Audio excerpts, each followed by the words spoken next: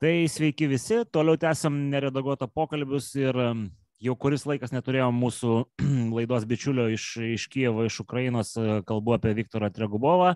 Tai šiandien kaip tik pakalbėsim apie tai, kas dedasi Ukrainoje, kas dedasi Kyjive, kokios nuotaikos, kokie iššūkiai. Nu ir be didesnių įžangų matyt pradedam pokalbį. So, Victor, I was introducing you that you're gonna tell us what's happening, you know, what's the vibe and what's the mood. So first of all, how are you doing? Well, I'm fine. Thank you very much. I expected something more terrible to 9th of May, but well, it's good. So you were expecting something terrible yesterday, as I understand. Well, we thought that maybe some kind of escalation, or maybe will be some kind of disruption, subtle attack, blah blah blah. None of that. Well, it's even disappointing. Yeah, so maybe it's good news that you are disappointed in terms of that there is no escalation, and maybe it's good for everyone. I mean, there's still some escalation as we hear, but like most of Lithuanians probably, or quite a lot of Lithuanians, we are finishing the days with Arestovich and Fegin, you know, and listening to sometimes this kind of strange hypnosis, but anyway, there are some information. And one of the things that I kind of heard in the last weekend and was interesting to me, and I thought maybe I'm going to ask you, you can tell us something more about this, that in Ukraine, the politicians and the people in power are already looking, you know, for the heroes inside and for the ones to blame. And I thought to myself, maybe this political battle already going in Ukraine, because it seems that it was stopped, you know, for I don't know, a month or something. How do you see the situation? Like, how is the parliament, the different parties, is the mood still focused and everybody is is like fighting the same war, or you have some kind of strange things like going in between this terrible aggression? Well, for now, it's not some kind of political discourse. It's more like common Ukrainian internal disputes and so on and so on. Yeah, of course. If you're in war and if there were some sad pages in that war, after the initial shock, you want to, if you are not on the front line and if you have some free time, you're nervous, of course, and you want to find someone to blame. You want to understand why Kherson is now controlled by Russians, why Russians crossed from Crimea so quickly, and so on, why they have this penetrated this small land bridge connecting Crimea and mainland so quickly, and so on. And of course, you will find your adversary, you will find someone to blame. Judging from your political stance, judging from your phobias, and so on and so on. That's how human minds work. And in Ukraine, we always have some kind of internal blaming of each other, who's worse, who's better. But for now, it's not something that really have some influence on our situation or on combat. That's more like a prelude to what will happen after the war, when the war will be over, when we win this war, what political discourse will be after that. Of course, some questions will be asked. Of course, some questions maybe should be asked, because, for example, the answer of above-mentioned Arestovich, when he was asked the question why Russians crossed this small land bridge from Crimea so quickly, he answered simply, we fucked up. Yeah. So I was about to ask, the follow-up on this. So you probably know, what does that mean? So is there a political mistake? Is it a military mistake? Is it something else? What is meant by we fucked it up? Well, As far as I know, but I don't know the situation precisely. But as far as I know, well, the Russian attack was too massive and too swift for us, for our guys there, to well. To withstand it.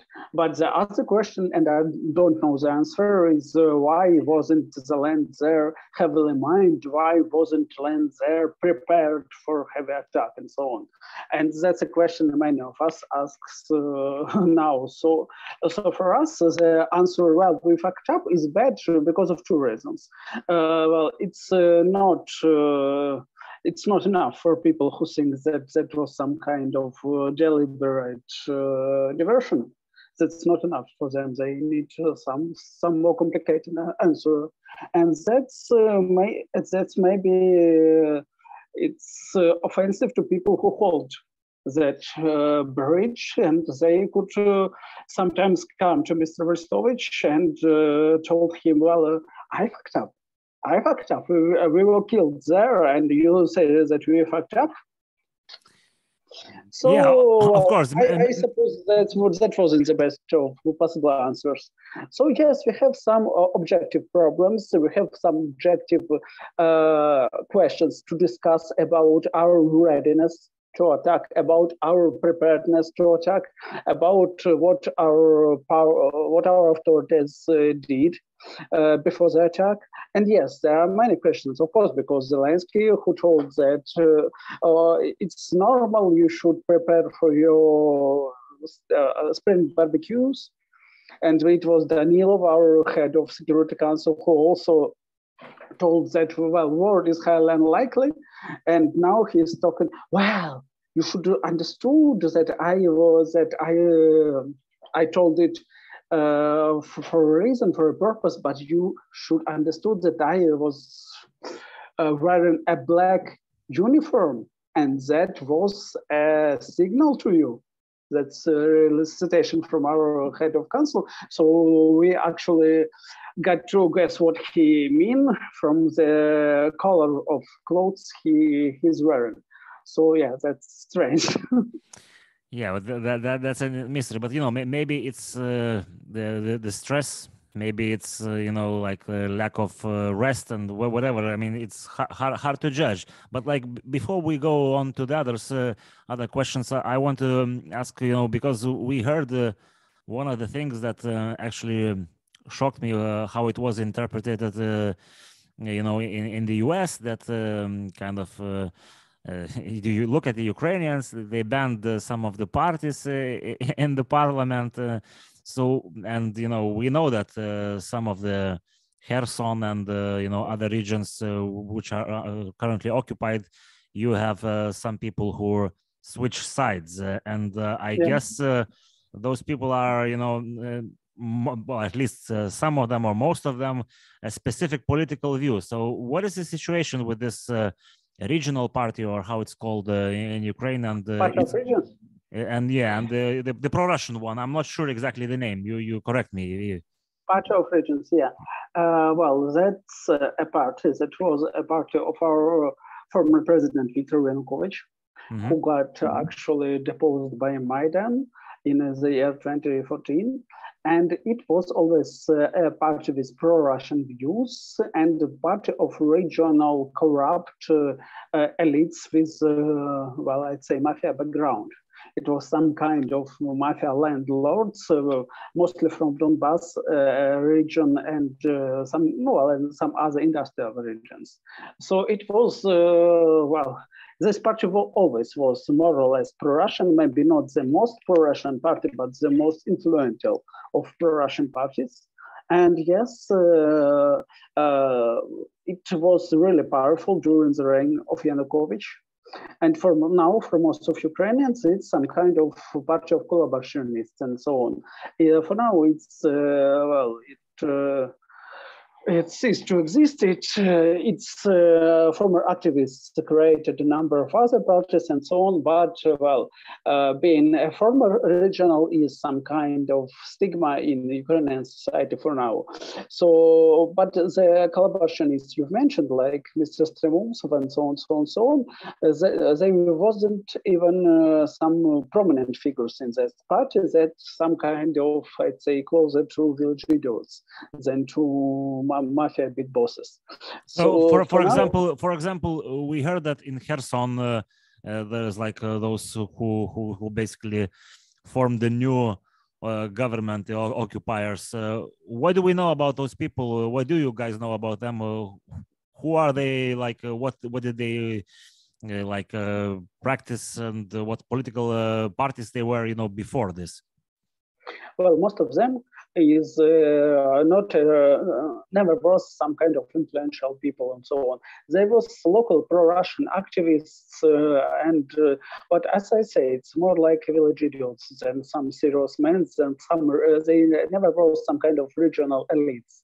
I must remind you that when Mr. Girkin took Slovyansk in the beginning of the war in the year 14, he appointed a so-called people mayor, and it was literally the narco from train station, literally. The heroin narco from the train station. So, these guys are not narcos from train station, but not so far from that, mostly.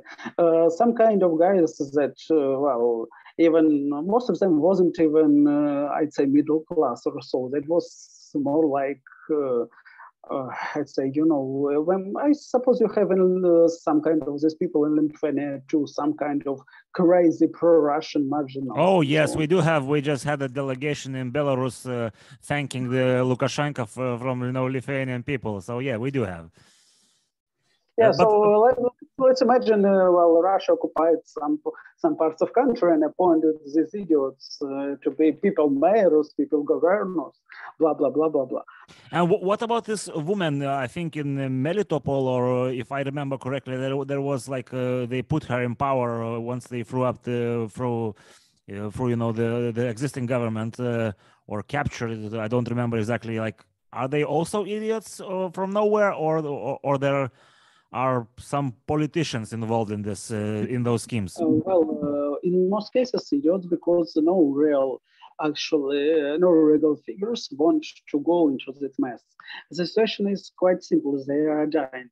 They are dying really fast and really quick here. So many people, many of these collaborators is already dead from a number of national causes like car bombing and so on. So no one who is really value his life, no really serious person with some serious background from local elites and so on, don't want to participate in that game just because, they have something to lose. Only those who have nothing to lose, and only those who see it as their maybe only chance to be something significant, only those can actually be collaborators in current situation, because we have our partisan movement, and of course any person who is not completely stupid understands that actually more or less every town or village captured by Russians can be actually retaken by Ukrainians in this year. So, if you want to live and to see Christmas this year, you have to actually to stay low. Yeah. So one of the other things we probably most of us heard from the influencer that I mentioned before. And of course, he's not only the influencer; he's a official, political consultant, or what is the status. But anyway, what I wanted to say that it's obvious that the most that Russians want to do right now is basically to have Luhansk, Donetsk, and Kherson regions controlled, and maybe later incorporated, in the Russian Federation. It's hard to call them federation, but anyway. So, do you see any other plans, like from inside? What would be possible, or this is the most, ambitious scenario that they can push for. Obviously, it's gonna fall sooner or later. But how do you see the strategy of the Russians and their activity in Ukraine right now? Well, I think they already took almost ever since they theoretically could. Maybe if they will be really lucky and really persistent with heavy casualties, they can try to take some towns in Lugansk region. They will really try to do everything they could to take Lysychansk and Severodonetsk.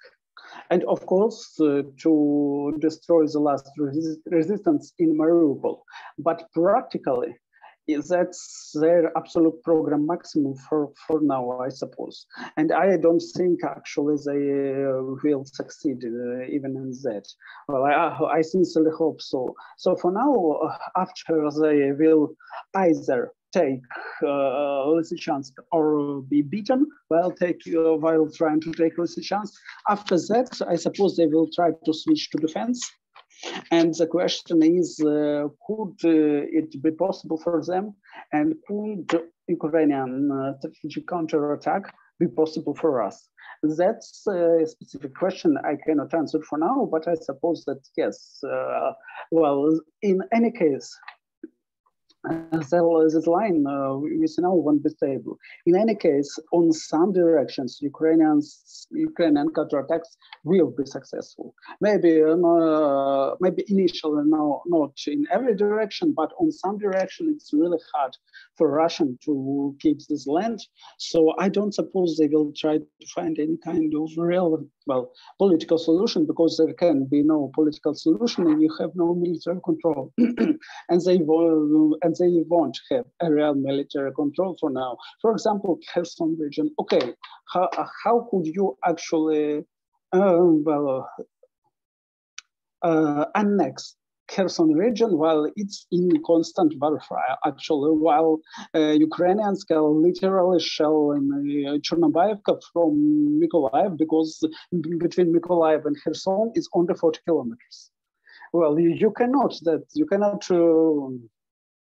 say that Kherson is the center of new Russian region while the war isn't stopped, and the war isn't stopped and won't be stopped in the I think in the closest future. Because for now, they will try to switch to defense, but I suppose we want to give them an opportunity to switch to defense, and they cannot actually implement real political solution because they have no ground for that, no economical ground, no political ground. I suppose that even maybe if government in Ukraine took some kind of will go on some kind of negotiations, I really doubt that. First of all, Ukrainian people won't, and secondly, our international allies won't. So I suppose that won't be. Of course, Russia will try to take what they already took and to try and to begin some political trade or negotiations, but I suppose that won't work. I suppose we will counterattack. I suppose the world will help us, and I suppose that the world will help us also to destroy Russian economics internally. So that's not about, okay, they took Donetsk, Lugansk, Kherson, and they stay there. No, that won't be the issue. So we also heard that basically, like in the areas that they are so-called controlling, they actually are just moving forward, and they don't have any, like second line defense, ready, or like to basically defend or rotate and stuff like that. How is like this situation seen in the Ukrainian media? Because like here we still have like this maybe stigma that like all the less strict, let's say, less analysts who analyze the current war, they see that the Russians are basically not producing any significant results, but they still have in their back mind something, it's a Russian, great army and stuff like that. How do you see it like from closer distance? Like like in terms of new supplies of people, in terms of, by the way, one of the other interesting things we saw, I think today, is this train, refrigerated train with dead Russian, bodies going to Russia. How is the Russian forces portrayed in the Ukrainian media, and the analysts on the ground? What do you guys see in terms of capabilities? Well, truth to be told, their chance to get some resource was mass mobilization of Russian population. But if they actually planned some kind of these operations, they should start it during the 9th of May, but they didn't. And that actually points us that they have no reserves left.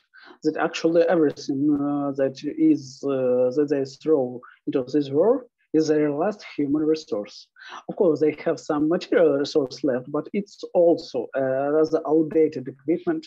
So for now, we understand that this army we are dealing with now is more or less all the Russian army they can actually use on the battlefield. Yeah, it's huge. Yeah, it's powerful in its own way, but it's beatable, and we are beating it. And everyone in Ukraine actually sees it more or less clearly. They are not some kind of, I don't know, unstoppable force. No, and the situation in the next month will be on our favor because we have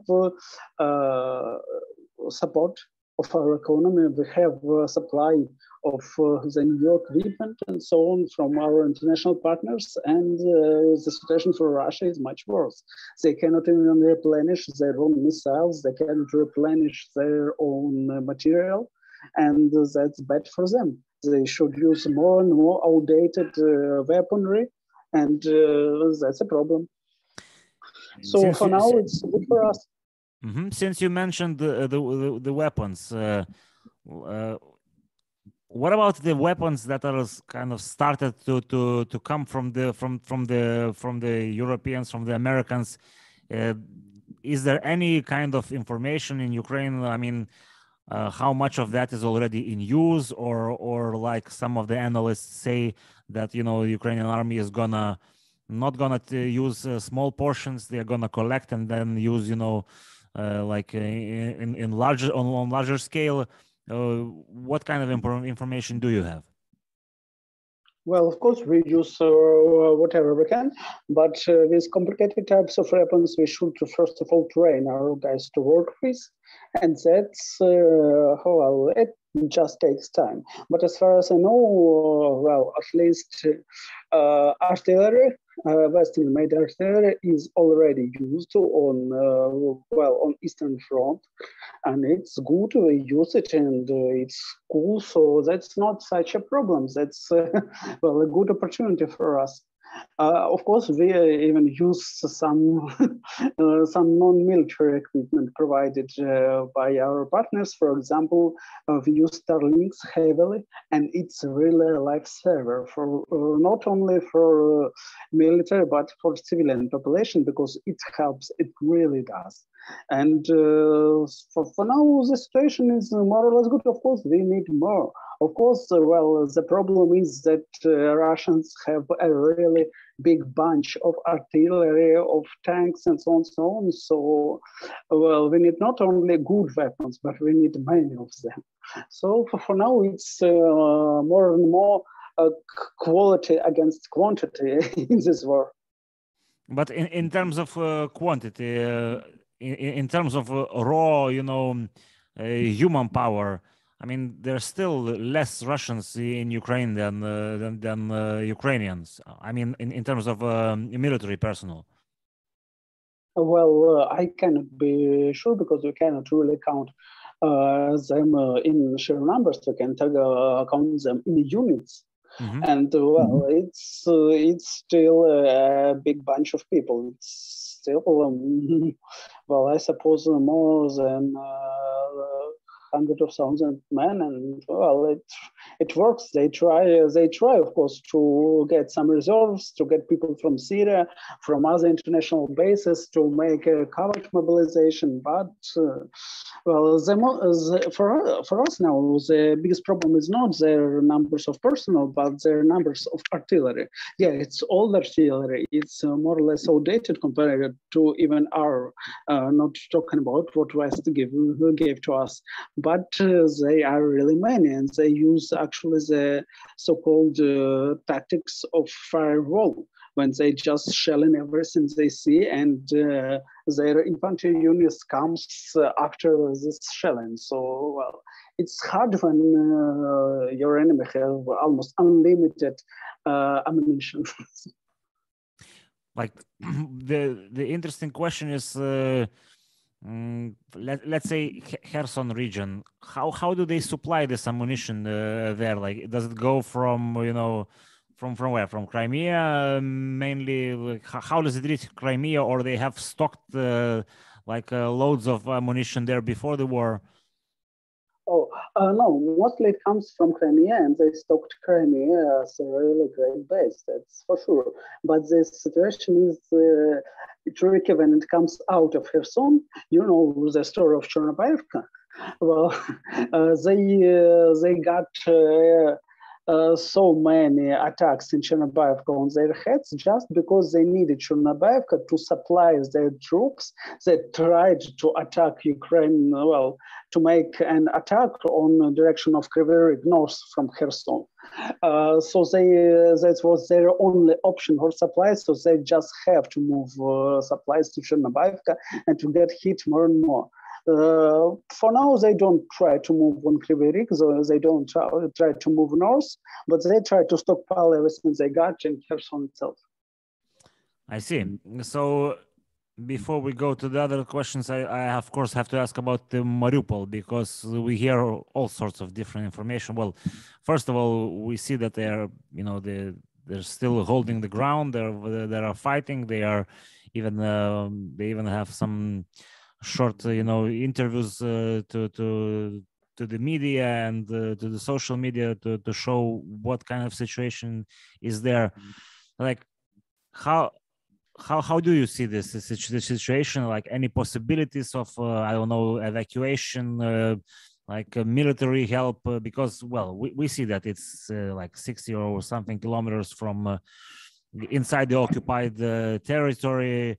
Like, how much is there a lot of hope, or at least a bit of hope left that these guys can hold on, I don't know, for a month more or something like that? I won't lie, it's got to be some kind of miracle to save them. I just cannot see any realistic option for now. Of course, if in any other case, it could be some kind of international pressure, but I do not believe, that Russia will succumb to some kind of international pressure. There is just no such person in the world that can tell Putin to behave like it's a wise person. It's more like telling to Hitler, okay, just be nicer to Jews, please, pretty please. Well, there is no person in the world who can do but that. Victor, let's say the civilians, they managed to get out some of the civilians, or at least the civilians that were, able to get out. So maybe there is still some kind of chance that they can negotiate, let's say, for the wounded to be evacuated or something, or there is so much hate in terms of how the Russians portray the Azov that it's hard to believe. It's hard to believe. Theoretically, it's possible to try to. I'd say negotiate it with releasing some prisoners from Russia they already took. So it's some kind of exchange. But I do not suppose it will work in that particular case, just because, that's a problem. All this history about Save Azov and blah, blah, blah make it really important for Putin. we let him know that it's painful for us, so he will do it just to bring massive pain. That's why I was always against some kind of campaigns like, oh, let's get to United Nations, let's get to there. I suppose it will only worsen the situation, and I suppose it already worsens the situation, just because, well, Putin understood how big is the stakes. So for him, as far as I can understand the psychology of sociopaths, for him, taking them as a prisoners or even killing them will be a much bigger pleasure and much bigger option to, well, I said, to leverage our psychic stability. Well, he will do it just to make us cry in pain and terror. So I suppose it was a bad game from the start. So you mean it was a bad game to show that it's a painful, topic? That's what you mean? Yeah, to show it's a painful topic, to show it's really important for us. Well, he already did exactly this. During the first stage of the war, this Donetsk airport. We already know the story, and so on, so on. It's I'd say the tactics of hostage taking. It's normal for him. It's something he likes to do. So, like Donetsk airport was some kind of just a big building with hostages inside. So Azovstal is now, I suppose so. So it's, well, for now, it's just, well, a really bad situation. Okay, so well, let's hope, for something. Maybe something is gonna change on the other war fronts, and they're just gonna have to run away. Of course, it's naive, but it's better to actually think that those heroes are not gonna die like in an unnecessary way. But okay, so let's talk about something else. Do you see any kind of movement in terms of people that have left the country, when the war started? I mean, this last iteration of war. Are any significant numbers coming back, or it's still more coming out than coming back? What is the situation on this front? Could you please repeat? I'm not. I mean, the emigration. Is it still in the same speed, or it's already changed that more people coming back? What is the situation?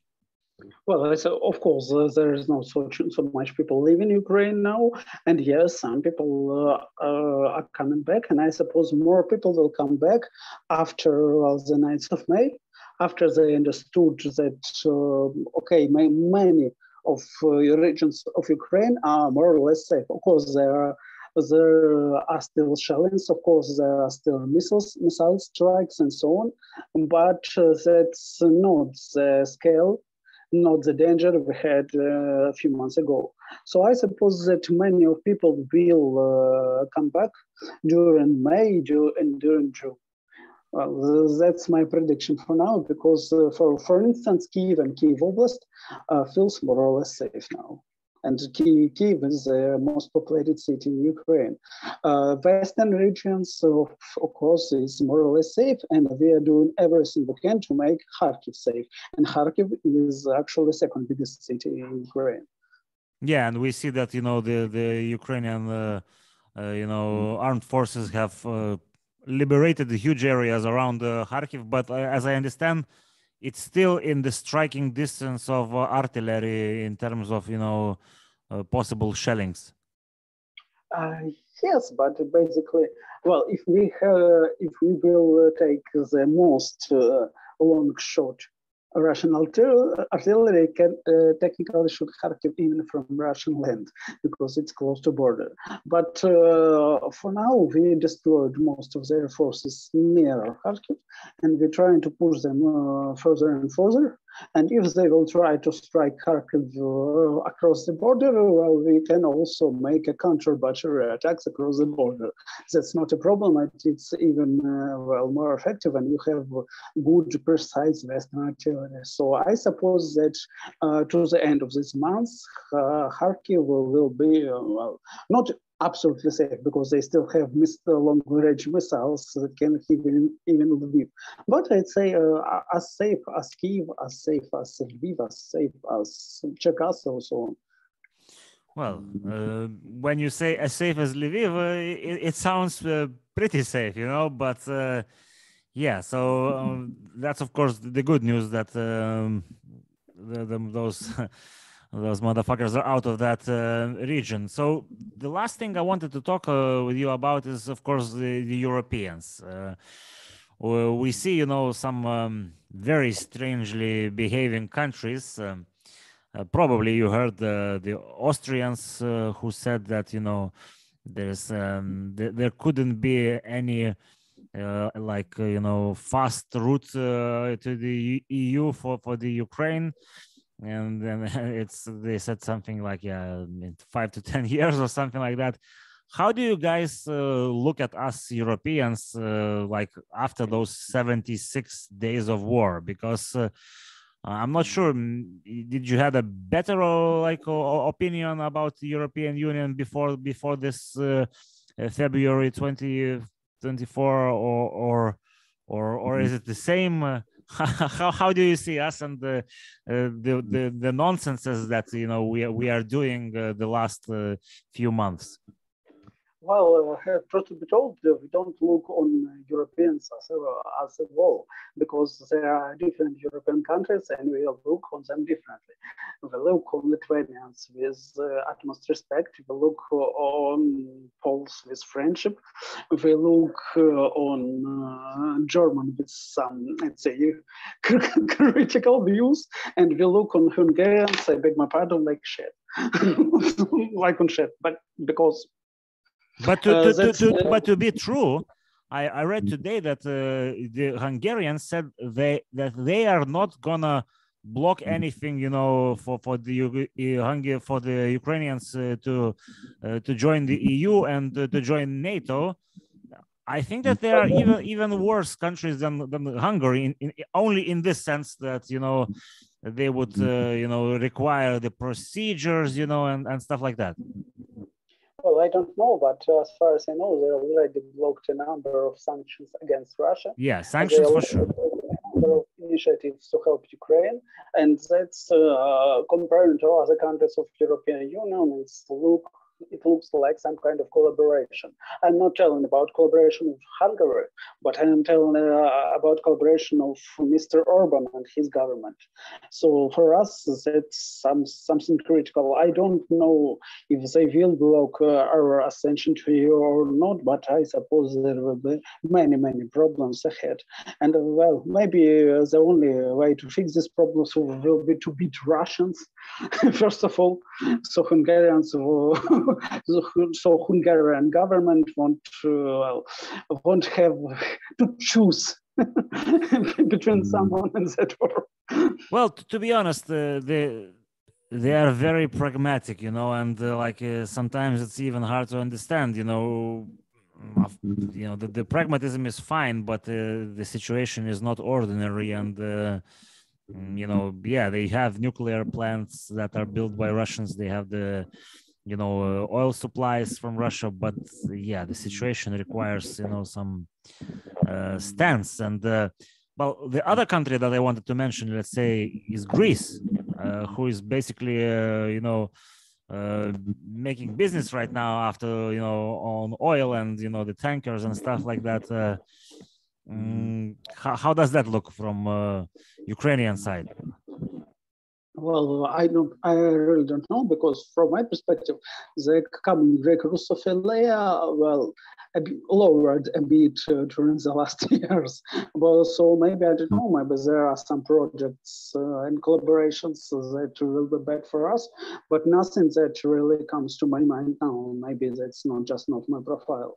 So I can't say that in Ukraine, Greece is in such a focus of attention, like Hungary, like Germany, like Serbia, and so on, so on, so on. Okay, so as I understand, you don't see, the whole European partners so terrible as we sometimes see ourselves, and our neighbors and colleagues in the European Union. Yes, more or less. Well, each country is different. Each government is different. For example, Croatia has a great government and an idiot for a president. Well, it happens. We also had some idiots for our presidents. We also had some governments that wasn't good for Ukraine in its neighbors. So it happens with any country. Okay, Victor. So, like, before I let you go, like, in terms of this, few weeks, the last few weeks that we didn't talk, what would you say is the major, difference or something positive that has changed in Ukraine? Maybe, I don't know, the people started to believe that it's possible to win this war, and get rid of the Russians completely. Maybe you already, are, when you drink coffee, you talk about how you're gonna take back Crimea. What is something good that you have observed in the last month or few weeks? For Crimea from the beginning, so that's not something. Okay, I beg my pardon. Now, after the 9th of May, we understand that Russia actually has nothing to afford from now. They have no reserves, nothing even to show. Always the greatest power of Russia always was its power to show, to brag, and so on and so on.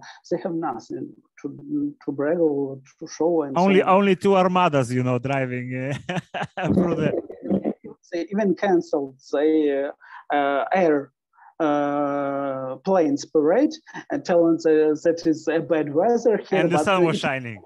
Absolutely perfect weather. Yeah. So for now, the Russians have nothing even to show on their parade, and it looks like we are winning it. That's cool. Well, Victor, you're absolutely winning. It's only the matter of time, and. Well, I'd like to thank from our community, which is following my podcast, that you are guys kicking ass for the Europeans, like kicking ass, kicking the Russians, and yeah, we are doing more the talking, less of the actual stuff. So I hope next time we talk, we can, have a champagne here and mark something significant. But anyway, it's great to hear you, and I'm pretty sure we're gonna bother you in a few weeks again to see what's happening. Okay. Okay. Thank you very much. All right, Victor. So it's a pleasure. Ačiū visiems, kurie žiūrėjot, ir iki kitų kartų.